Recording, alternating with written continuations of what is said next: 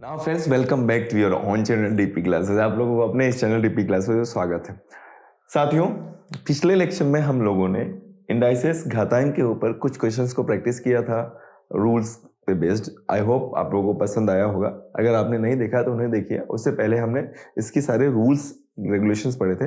मैंने last lecture में ही आप लोगों को बताया था कि अगला जो लेक्चर आने वाला है उसके अंदर आपको अभी तो क्वेश्चन ये है कि बेस सेम बेस वाले का प्लस माइनस मल्टीप्लिकेशन डिवीजन ऐसे क्वेश्चंस मिलेंगे। अब आपको पता होना चाहिए कि नहीं टू जैसे x raise to power m है और x raise to power m plus 1 है, ठीक है ना। ऐसा है, इनके बीच में प्लस या फिर माइनस का अगर साइन हो, ठीक है ना, तो उस केस में आप क्या करोगे, मतलब आधार समान हो और ठीक है और उनके बीच में एक्सपोनेंट के बीच में प्लस और माइनस का साइन हो, उस केस में हम क्वेश्चन को कैसे सोल्व करेंगे।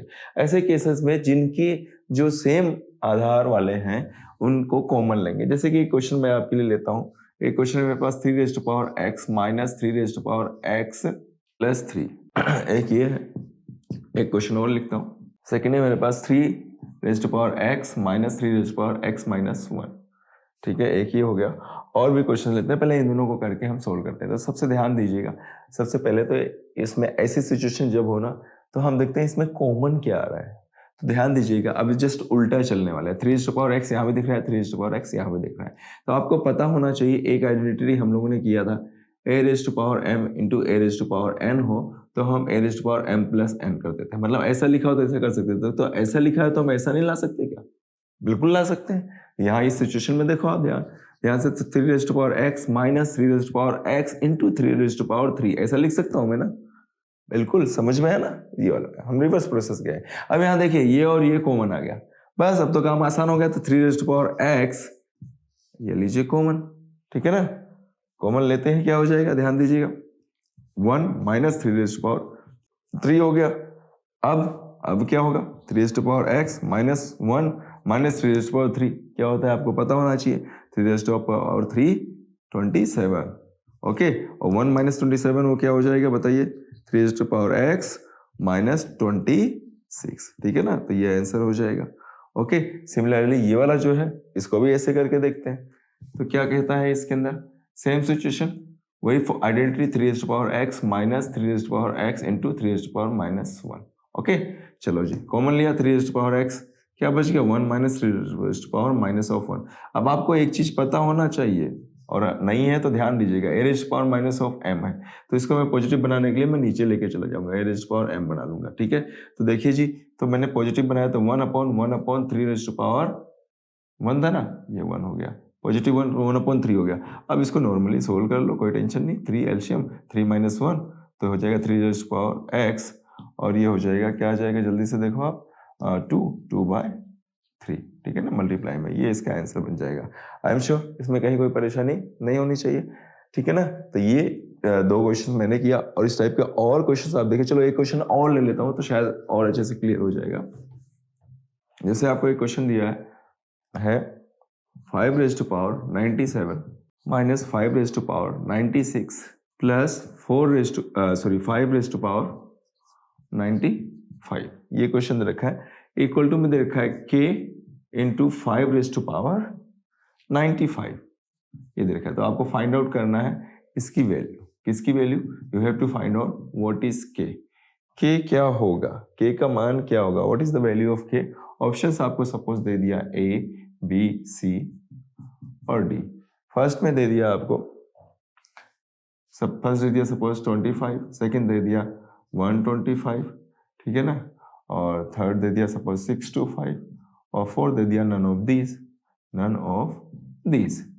इस तरीके से आपको दिया तो कोई इशू नहीं है, हम इनमें से कोई नहीं, नन ऑफ दीज मतलब इनमें से कोई नहीं। तो ठीक है, सबसे पहले हमें ये दिमाग लगाना है कि भैया इनमें कुछ कॉमन आ रहा है क्या। तो यहाँ 97 है, यहाँ 96 है, 95 है। तो आप जानते हो 97 को मैं टुकड़े करूं तो 95 प्लस 2 लिख सकता हूं मैं, कोई परेशानी नहीं। सेम सिचुएशन इसको मैं लिख सकता हूँ 95 प्लस 1 और plus 5 raise to power 95 already है ही और k into 5 raise to power 95 है। अब यहाँ ध्यान दीजिए, अभी थोड़ी देर पहले हमने किया था, क्या किया था, a raise to power m plus n ऐसा लिखा हुआ है तो हम इसको ऐसे ब्रेक कर सकते हैं, बेस सेम पावर से ऐड हो जाती है तो ऐसा इसका उल्टा भी चल सकते हैं।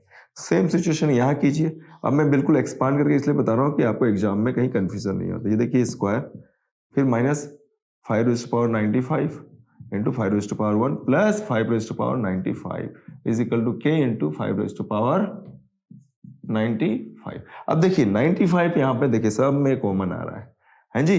तो 95 5⁻95 को हमने लिया कॉमन। मैंने बोला ना जब प्लस माइनस में आएंगे तो आप कॉमन निकालेंगे। आपका टारगेट यही होना चाहिए कि इसमें क्या कॉमन आ रहा है। ओके, तो चलो जी, यहाँ ये कॉमन आया। अब बचा क्या, देखो 5⁻95 बाहर गया, 5⁻2 माइनस ये बाहर गया 5 और यहाँ पूरा बाहर गया तो +1 इक्वल टू के इंटू 5⁻95। अब आपको मैंने बताया था कि भैया ये भी मल्टीप्लाई में, ये भी मल्टीप्लाई में, आप इसको अपॉन में लेके जाएंगे तो ये इसको कैंसिल आउट कर देगा। ठीक है ना, तो कैसे करेगा कैंसिल आउट, समझिएगा। ये अपॉन में जाएगा इसके। अब आगे के स्टेप में मैं कहाँ लेके चलूँ, चलो ऊपर की तरफ लेके चलता हूँ, यहाँ सोल्व करता हूँ, इस तरफ ध्यान दीजिएगा। ठीक है ना, इसके आगे ऊपर यहाँ देखिए, आप ये पूरा का पूरा आप यही कट कर सकते हैं, बिकॉज सीनियर क्लास वाले हैं, क्लास के आप तो कंपटीशन दे रहे हैं, फिर भी नहीं समझ में आ रहा है तो मैं करके बता रहा हूँ।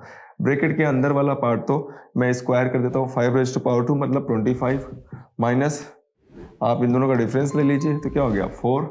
ठीक है जी, अंदर के इंटू 5⁻95 और ये जो है अपॉन में गया, ये लीजिए 5⁻95। अब तो इसको काट दीजिएगा, आप पहले भी काट सकते थे, इसको यहाँ से यहाँ उड़ा सकते थे।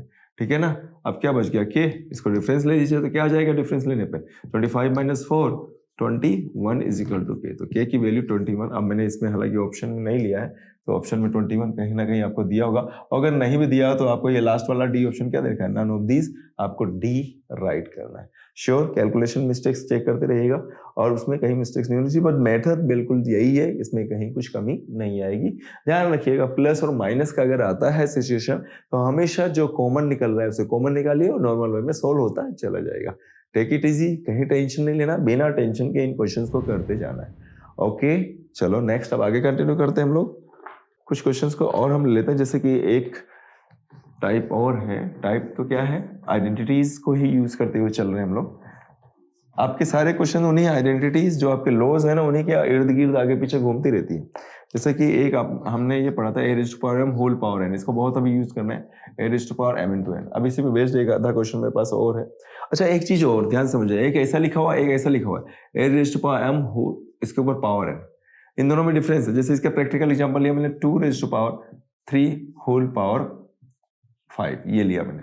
ठीक है, एक ले लिया 5 या छोटा सा ले लेता हूँ 2 ले लेता हूँ। ठीक है ना, और एक मैंने इसी को लिखा है कैसे 2⁻3 पावर 2, तो इसका मतलब हो गया 2⁻3 इंटू 2 दैट इज 6, बट इसका मतलब ये है 2⁻3 होल पावर 2 है, तो ये क्या होगा 3 का स्क्वायर करेगा, ये 9 बनेगा। तो ध्यान रखना इन दोनों में डिफरेंस है। ठीक है, आप ये नहीं कह सकते कि sir a⁻m whole power n is equal to a⁻m whole a⁻m n, ये दोनों इक्वल नहीं है। तो ठीक है, ये चीज ध्यान रखिएगा। ऐसी सिचुएशन में हमारा फॉर्मूला सामने है, बट जिनके ऊपर इस तरीके से ब्रैकेट्स नहीं लगे हैं, डायरेक्टली इसके ऊपर पावर है, तो वो डायरेक्टली उसी पावर का ही स्क्वायर कर रहा है या क्यूब कर रहा है, जो भी उसमें टर्म में दे रखी है। ठीक है ना, तो चलो एक सिंपल सा क्वेश्चन मैं इस पर बेस्ड करता हूँ, अच्छे से समझ में आ जाएगा। जैसे एक क्वेश्चन है मेरे पास, -3 पावर -1 वापिस -1 वापिस -1 और वापस पावर -1। अरे यार कितनी सारी पावर लगा दी सर आपने, अब इसको सोल्व कैसे करेंगे, एक्चुअली आंसर क्या आएगा। तो घबराना नहीं है, अपना वही बेसिक कॉन्सेप्ट है, a⁻m होल पावर n। देखो ब्रैकेट है तो मतलब क्या होगा मल्टीप्लाई, तो जितने भी पावर्स हैं उन सभी को आपस में कर दो मल्टीप्लाई, तो 1 2 3 4। ठीक है 4 है, अब बिकॉज नेगेटिव है तो सपोज कोई है और उसके ऊपर पावर नेगेटिव है, ऊपर पावर इवन नंबर में आ रहा है तो हमेशा वो प्लस होके बाहर निकलता है। ठीक है, और अगर अंदर माइनस है और ऊपर पावर ओड नंबर में आ रहा है, मतलब ओड का मतलब 3 5 7 ऐसे आ रहा है, इवन में 2 4 6 ऐसे, तो हमेशा ये माइनस ओड में माइनस बाहर निकलेगा। तो यहाँ ध्यान दीजिएगा 1 2 3 4। ठीक है ना, क्या है ये पावर्स इवन नंबर में है, चाहे तो इसको इस तरीके से आप मल्टीप्लाई भी कर लो, कोई परेशानी। तो माइनस माइनस प्लस और इन दोनों का माइनस माइनस प्लस। ठीक है, और सारे चल रहे हैं 1। ठीक है जी, और 1 को जब भी किसी से मल्टीप्लाई करो 1 तो पावर आ जाएगी 1, तो -3 raise to power 1 is equal to क्या हो जाएगा -3, ये फाइनल आंसर हो जाएगा। Okay, so I am sure ये समझ में आया, ठीक है ना। पावर के ऊपर पावर वाली रूट एक्स का आप तो कार्यक्रम आप जानते हो ना। रूट एक्स का मतलब ये हमेशा किसी के ऊपर भी अगर ऐसा लगा हुआ है तो इसका मतलब होता है 1/2, ठीक है ना। अब एक क्वेश्चन बनता है कि पावर्स के फॉर्म में वैल्यूज दे रखे हो, उसको असेंडिंग और डिसेंडिंग ऑर्डर में अरेंज करना।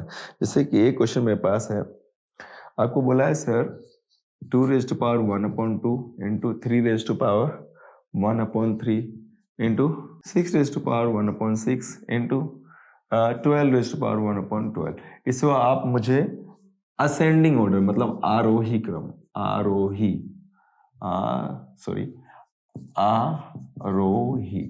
आरोही क्रम में लिखिए, ठीक है। मतलब असेंडिंग ऑर्डर में आपको इसको अरेंज करना, मतलब सबसे छोटा फिर उससे बड़ा फिर उससे बड़ा फिर उससे बड़ा। डिसेंडिंग मतलब अवरोही क्रम सबसे बड़ा फिर उससे छोटा फिर उससे छोटा, मतलब सीढ़ियां नीचे से ऊपर चढ़ेंगे तो ये असेंडिंग कहेगा, एक दिमाग में रखेगा।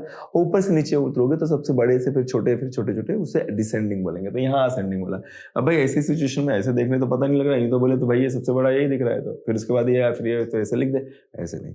जब ऐसी सिचुएशन हो तो इनके जो भी दिख रहे हैं ना पावर्स, उन पावर्स का क्या लेंगे, पावर्स में जो दे रखा है, पावर्स में का जो डिनोमिनेटर है, इसका डिनोमिनेटर, उन डिनोमिनेटर जिसको हम बोलते हैं हर, उसका हम क्या लेंगे, एलसीएम लेंगे, ठीक है ना। ध्यान रखिएगा, पावर्स जो दे रखा है उनका हम एलसीएम लेते हैं। तो चलो जी एलसीएम ले तो क्या होता है, ध्यान से समझिएगा। अब भाई 1/2 1/3 1/6 1/12। सबसे पहले अगर ऐसी सिचुएशन है तो आप लेंगे इनका पहले एलसीएम। ऐसी सिचुएशन अगर आपको मिल रही है तो एलसीएम किसका लेंगे, आप इनके जो पावर्स में आपके जो इसके डिनोमिनेटर्स हैं, जैसे कि 2 3 6 12, इन सब का एलसीएम लें, एलसीएम, और एलसीएम इस केस में आएगा 12। अब जो भी एलसीएम आता है उस एलसीएम से आपको इनके पावर्स को मल्टीप्लाई करते चले जाना है, ठीक है ना। जैसे 1/3 12, क्योंकि एलसीएम 12 है तो 1/6 इंटू 12, ठीक है। Same 12 1/12 into 12। अब ध्यान दीजिएगा भाई, 2 1 जा 2, 2 6 जा 12, 3 1 जा 3, 3 4 जा 12, 6 1 जा 6, 6 2 जा 12, 12 1 जा 12, 12 1 जा 12। तो 2 raised to power यहाँ आ गया 6, ये आ गया आपका 3 raised to power 4, और ये आ गया 6 raised to power 2, और ये तो आपका 12 है ही, ठीक है। अब देखो 2 raised to power 6 का मतलब क्या समझे, 2 raised to power 4 होता है आपका 16, 2 raised to power 5 होता है आपका 64, और 2 raised to power 6 होगा, कितना हो गया 64 का डबल करो तो कितना हो गया, 4 दूनी 8, 6 दूनी 12, 128 हो गया। 3 raised to power 4 का मतलब क्या होगा, 3 raised to power 4 मतलब 90 90 81, 81, ठीक है ना। और ये हो गया 36, और ये हो गया 12। तो सबसे छोटा कौन है भाई, आप देखिएगा सबसे स्मॉल कौन आ गया, 12 वाला। तो सबसे पहले ये आ गया 12 raised to power 1/12। फिर उससे बड़ा कौन होगा, देखो आप 36 means 6 raised to power 1/6। Next देखिए आप 81, उससे ग्रेटर 81 मीन्स ये वाला, इसके ऊपर जाइए आप 3 raised to power, ये लीजिए, ऐसे असेंडिंग ऑर्डर में हम लिख रहे हैं 1/3। और आखिरी में आपका जो सबसे छोटा जिसको आप समझ रहे थे 2 raised to power 1/2 सबसे आखिरी में आएगा। तो ये हो गया आपका असेंडिंग, सबसे छोटा फिर उससे बड़ा फिर उससे बड़ा। तो इस तरीके से आप कर सकते हैं। अगर डिसेंडिंग बोलता तो इसके उल्टे ऑर्डर में हम लिख देते, सबसे बड़ा हो जाता ये, देन ये, देन ये, देन। क्लियर है। सॉरी, ये 28 यहाँ मैंने मिस्टेक कर दी है दोस्तों, ये 6 raised to 2 raised to 6 में 64 आएगा। अगर 64 आ रहा है तो ये हमारा जो आएगा ना 81 के बाद आना चाहिए, मीन्स ये आपका आ जाएगा सेकंड नंबर पे। ओके, ये आएगा सेकंड, यहाँ पे आएगा ये 2 raised to power 1/2, और ये हो जाएगा 3 raised to power 1/3। ये ऑर्डर होगा, ठीक है। तो यहाँ छोटी सी मिस्टेक हो गई थी, उसको आप करेक्ट कर लीजिएगा। ये श्योर क्लियर हो गया। तो ये था बिल्कुल बेसिक लेवल पे क्वेश्चंस। अब इनमें आप करते रहिएगा। हाँ, इसमें ऐसा भी सिचुएशन आ सकता है, ऐसी सिचुएशन है इसमें बोलेगा सबसे छोटी कौन है, सबसे छोटी वैल्यू कौन है। तो अब इस तरीके से आप करेंगे और आपको मालूम पड़ जाएगा। जैसे इसके अंदर पूछा सबसे छोटा कौन है, तो आप किसका बताते, 12 raised to power 1/12 वाला। ऐसे देखने से पता नहीं पड़ेगा, आप सेम प्रोसेस आपको फॉलो करना पड़ेगा, ठीक है ना। तो ये था सिंपल क्वेश्चंस। अब एक लेक्चर और मैं लूंगा जिसके अंदर अगर पेपर बहुत ज्यादा टफ बनाता है तो मिक्सअप फॉर्म में आएगा, मतलब आपके एल्जेब्रा वाला पार्ट ले नहीं रहा हूँ, pair of linear equation, two variable, और वो वाला मिक्स करके एक्सपोनेंट को मिक्स करके, ऐसा मतलब टू कॉन्सेप्ट को एक में ही मर्ज करके क्वेश्चन बना सकता है। तो उस टाइप के क्वेश्चन को हम डिस्कस करेंगे अगले लेक्चर में, आने वाले टाइम में, ठीक है ना। तब तक के लिए थैंक यू सो मच। कैसा लगा वीडियो मुझे जरूर बताइएगा, और कहीं कुछ छोटा मोटा डाउट है तो उसको कमेंट्स करके बताइए, मैं क्लियर करता जाऊंगा, नहीं तो नेक्स्ट लेक्चर में इसको ले लूँगा। ओके, आई होप आप इंजॉय कर रहे होंगे, ठीक है, आपकी हेल्प काफ़ी हो रही होगी। और इवन ऐसे स्टूडेंट्स जो अपनी स्कूलिंग पढ़ाई कर रहे हैं, उनके लिए भी अगर कोई कंपटीशन एग्जाम दे रहे हैं तो वो भी, उनके लिए भी ये वीडियोस काफ़ी हेल्पफुल है। ऐसा नहीं कि खाली कंपटीशन रीट वालों के लिए है, उनके लिए भी, उन्हीं की क्लास की सारी चीज़ें। ओके, सो अब टाइम वेस्ट नहीं करूँगा, नेक्स्ट लेक्चर में वापस मिलते हैं, तब तक बाय बाय, टेक केयर। हाँ, आप हमारी वेबसाइट भी जाइए, नोट्स वगैरह आपको वहाँ से मिल जाएंगे, और वेबसाइट है www.dpclasses.com। Okay, all the best, next lecture में वापस मिलते हैं।